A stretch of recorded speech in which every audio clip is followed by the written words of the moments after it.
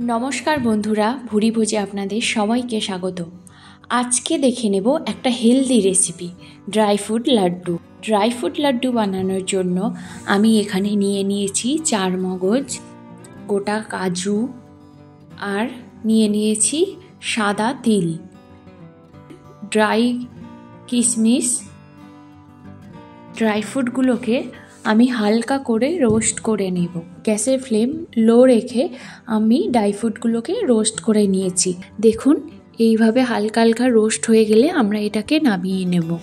এরপর এগুলোকে চপড করে নিতে হবে, মানে হালকা কুচি কুচি করে নিতে হবে।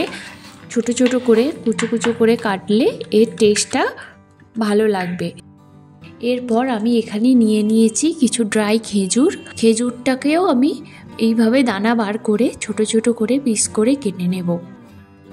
এরপর একটা কড়াই গরম করে তাতে দিয়ে দেবো একটু বাটার। আপনারা বাটারটা অ্যাভয়েড করতে পারেন। এরপর ড্রাই খেজুরগুলো দিয়ে চাপা দিয়ে দেব, নেড়ে কিছুক্ষণ। চিনি না থাকার জন্য এটি খুবই ভালো, যারা ডায়েট করছে তাদের জন্য খুব ভালো, খুবই স্বাস্থ্যকর, বা যে কোনো রুগী বা বাচ্চারা অনায়াসে খেতে পারে।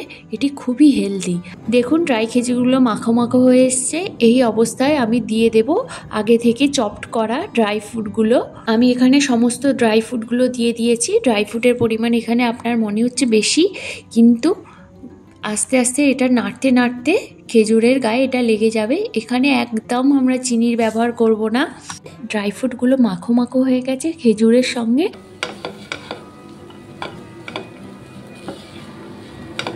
দেখুন, এইভাবে হালকা ঠান্ডা হয়ে আসলে আমরা এইটা লাড্ডুর মতো পাকিয়ে নেব। এইভাবে আমি হাতের সাহায্যে লাড্ডুর মতো পাকিয়ে নেব। ব্যাস, আপনার রেডি ড্রাই ফ্রুট লাড্ডু।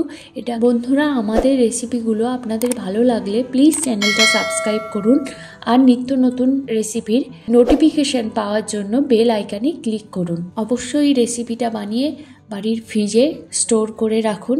দেখুন, খুবই দরকারি আর খুবই স্বাস্থ্যকর একটি রেসিপি এটি।